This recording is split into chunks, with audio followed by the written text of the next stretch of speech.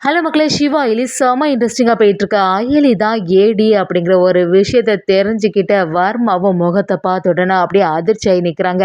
ஒரு கட்டத்துல வர்மாவ போட்டு தள்ளிட்டு செம அசால்ட்டா நம்ம அயலி யோசிக்கும்போது, சரி நம்ம வர்மாவோட பாடி எங்க இருக்கு அப்படின்னு சொல்லிட்டு பார்க்கலான்னு சொல்லிட்டு அந்த இடத்துக்கு வராங்க. ஆனா அங்க வர்மா இல்ல.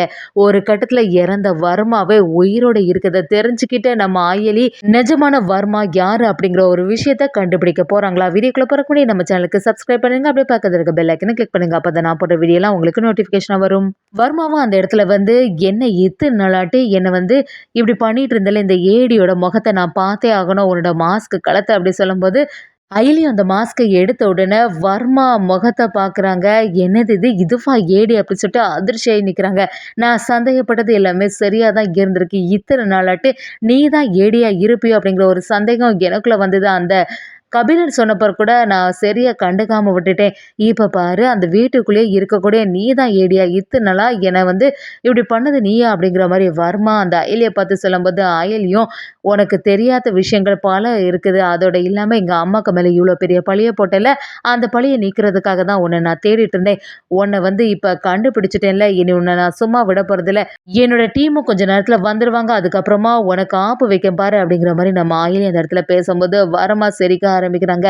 நடந்தது எல்லாத்தையுமே நினைச்சு பார்க்குறாங்க. இதுவரைக்கும் நீ தான் ஏடியா இருப்பேன்னு சொல்லிட்டு நான் எதிர்பார்க்கவே இல்ல. உன்னோட அம்மா அர்ச்சனாவ எப்படியாவது காப்பாத்தணும். அவ மேல இருக்கக்கூடிய பழி போகணும் அப்படின்னு சொல்லிட்டு தான் இந்த ஃபீல்டுலயே நீ வந்திருக்கியா? என்கிட்ட சரியா இப்ப மாட்டிட்ட பாரு. அன்னைக்கு அர்ச்சனாவுக்கு என்ன நிலைமை வந்துச்சோ, அதே நிலைமை தான் உனக்கும் வரப்போகுது பாரு அப்படின்னு சொல்லிட்டு வர்மா அயலிய மிரட்ட ஆரம்பிக்கிறாங்க. அயலியும் இந்த மிரட்டலுக்கெல்லாம் பயப்படக்கூடிய ஆளு நான் ஒண்ணும் கிடையாது. நான் அர்ச்சனாவோட பொண்ணுடா.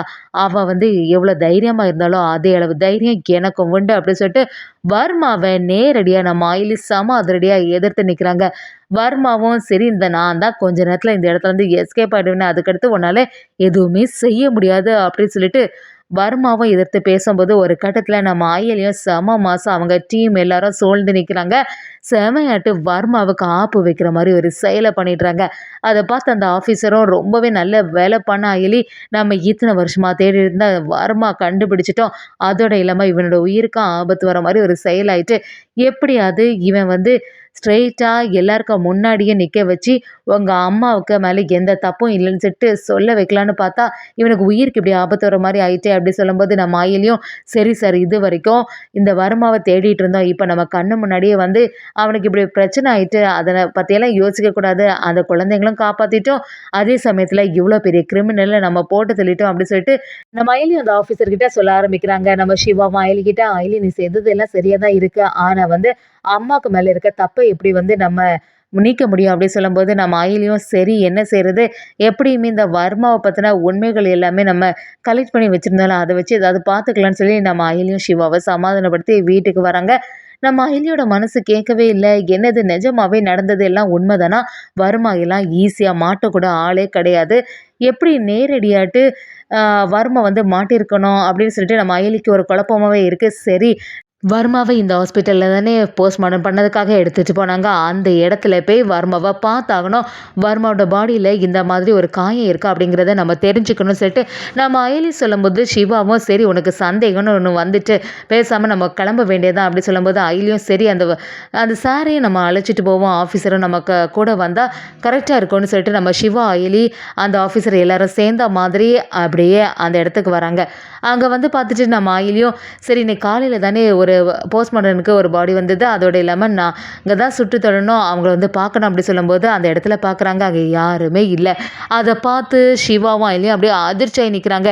என்னது இது? எப்படி இந்த பாடி காணாம போகும்? இங்க தானே வச்சிருந்தோம். அதோட இல்லாம அந்த காயம் கரெக்ட்டா இருக்கான்னு செக் பண்ணணும். டிஎன்ஏ சாம்பிள் எல்லாம் ஒத்து போகுதா அப்படின்னு சொல்லிட்டு நம்ம டெஸ்ட் பண்ணணும்னு நெனச்சிருந்தோமே. இப்ப இங்க பார்த்தா யாருமே இல்லையே! அப்படி சொல்லிட்டு அதிர்ச்சியா இருக்கும்போது, இத பார்த்து நம்ம சிவாவும் குழம்பி போய் நிக்கிறாங்க. ஆமா அயலி அததான் நான் யோசிச்சுட்டு இருக்கேன். எப்படி இத மாறும்? என்ன நடந்திருக்கும்? யார் இவங்கள எடுத்துட்டு போயிருப்பா? அப்படியே சொல்லும்போது, விஜயகுமார் சாரும் அப்படியே யோசிக்கிறாங்க. என்ன அயலி இங்க நடக்குது? எல்லாமே மர்மமா இருக்குது. நிஜமாவே வர்மா எங்க தான் போனா? அப்ப நம்ம சுட்டது யார? அப்படி சொல்லிட்டு ஒரு குழப்பத்தோட இருக்கும்போது, அயலி அப்படியே யோசிக்கிறாங்க. நம்ம நிஜமாவே அவன சுட்டு தொலைனோம். அதுக்கப்புறமா எங்க போயிருக்க முடியும்? அதுவும் இதுவரைக்கும் நம்ம தானே எல்லாமே பார்த்துட்டு இருந்தோம். அப்படி சொல்லிட்டு அயலிக்கு ஒரு குழப்பமாகும்போது, அவங்க அவங்க அம்மா சொன்ன ஒவ்வொரு ஒரு விஷயமும் அயலிக்கு ஞாபகத்துக்கு வருது. அந்த சமயத்துல அவங்க அம்மாவும் ஒரு கிரிமினலா இருந்தா அவன் வந்து தப்பு பண்ணுவான். ஆனா, அதே சமயத்துல ரொம்பவே புத்திசாலியான கிரிமினலா இருந்தா ஏதாவது ஒரு தடயத்த அவனுக்கே தெரியாம விட்டுட்டு போயிடுவான். அத வந்து நம்ம கண்டுபிடிச்சாலே போதும் அப்படி சொன்னது எல்லாமே நம்ம அயலிக்கு ஞாபகத்துக்கு வருது. அயலியும் அந்த ஆஃபீசர் கிட்ட, "சார் நீங்க சொன்னது எல்லாமே சரியா தான் இருக்கு. அந்த வர்மா வந்து லேசான ஆளு கிடையாது.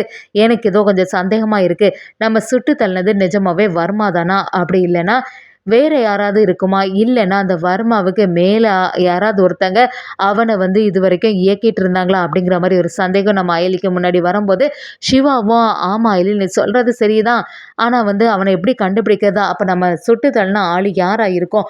அந்த காயம் எல்லாம் நிஜமாவே உண்மையானது தானா? அப்படிங்கிற மாரி ஒரு சந்தேகம் வருது. அதே சமயத்துல இன்னொரு பக்கம் பார்த்தீங்கன்னா, நம்ம அயலியோ வர்மாவ சுட்டு தள்ளிட்டோம். அவன் இறந்துட்டான். இனிமே உயிரோடவே வரமாட்டான். ஆனா நம்ம அம்மாவ பத்தின எல்லா விஷயத்தையும் நிரூபிக்கலான்னு பார்த்தா, அவன் இறந்துட்டான்னு சொல்லிட்டு வருத்தமா இருக்கும்போது, இன்னொரு சைடு அந்த கடற்கரையில வர்மா செம மாசம் அந்த இடத்துல இருந்துட்டு இருக்காங்க. "என்ன எலி இப்ப குழம்பி போய் இருப்பியே, நான் உயிரோட இருக்கனா? இல்லையா?" அப்படிங்கிற ஒரு சந்தேகமே உனக்குள்ள வந்திருக்குமே. அதான் வர்மா அப்படிங்கிற மாரி அந்த இடத்துல பயங்கரமா இருந்துட்டு இருக்கும்போது, இன்னொரு சைடு நம்ம ஆயிலியும் அந்த விஜயகுமார் சார்ட்ட, "சார் நீங்க இது வந்து எனக்கு உதவி பண்ணணும். எப்படியாவது அந்த வர்மாவ பிடிச்சே ஆகணும். நம்ம சுட்டு தள்ளினது கண்டிப்பா வர்மாவே இருக்கிறதுக்கு வாய்ப்பே இல்ல. வர்மா எங்கேயோ ஒரு இடத்துல உயிரோட தான் இருக்கான். இனி வந்து அவன விட்டா சரியே வராது. எப்படியாவது அவன கண்டுபிடிச்சு சட்டத்துக்கு முன்னாடி நிக்க வச்சு அப்படியே தண்டனைய வாங்கி குடுப்பேன்." அப்படின்னு சொல்லிட்டு நம்ம அயலி அந்த இடத்துல சொல்லும்போது, சரி நான் வந்து எப்பவுமே அதுக்கு உதவியா இருப்போம்ன்னு சொல்லி நம்ம சிவாவும், அந்த ஆஃபீஸரும் எல்லாரும் சேர்ந்து வர்மா நிஜமாவே இறந்துட்டானா? இல்லன்னா வர்மாக்கு மேல ஏதாவது ஒரு ஆட்கள் இருக்காங்களா? அப்படின்னு சொல்லிட்டு கண்டுபிடிக்கிறதுக்கான வேலைகள்ல ஈடுபடுறாங்கன்னே சொல்லலாம். அதே சமயத்துல நம்ம அயலியும் அவங்க அம்மாவ பார்த்து, "அம்மா நீ எதுவுமே கவலைப்படாத. உனக்கு உயிருக்கு போராடிட்டு இருந்த நீ இப்ப வந்து மறுபடியும் இந்த மாதிரி ஒரு நிலைமையில இருக்கன்னா, கண்டிப்பா கூடிய சீக்கிரமா நான் வந்து வர்மாவ இங்க நிக்க வச்சு உனக்கு மேல எந்த தப்புமே இல்ல. நீ வந்து டபுள் ஏஜென்ட் எதுவுமே கிடையாது. அப்படி சொல்லிட்டு நிரூபிப்பேன் அம்மா." அப்படின்னு சொல்லிட்டு நம்ம அயலி அந்த இடத்துல சொல்லும்போது, நம்ம சிவாவும் அயலிக்கு உறுதுணையாவே இருக்காங்க. அயலி கிட்ட வந்து, "நீ எதுக்குமே கவலைப்படாத அயலி. யாரெல்லாம் அம்மாவ டபுள் ஏஜென்ட் அப்படின்னு சொல்லிட்டு இருந்தாங்களோ, அவங்க வாயினாலே அவங்க எதுவுமே தப்பு பண்ணல. கண்டிப்பா வர்மாவ பிடிக்கிறதுக்காக தான் இப்படி ஒரு செயலெல்லாம் பண்ணாங்க." அப்படிங்கிற ஒரு விஷயத்த வெளிக்கொண்டு வரலாம் அப்படின்னு சொல்லிட்டு நம்ம சிவாவும் அயலி கிட்ட சொல்லும்போது, அயலியும் அத தான் நான் இத்தன நாளா எதிர்பார்த்துட்டே இருந்தேன். கூடிய சீக்கிரமா அத நான் நிரூபிச்சு அவன்னு சொல்லிட்டு நம்ம சிவாவும் அயலியும் அந்த வேலைகள்ல ஈடுபடுறாங்க.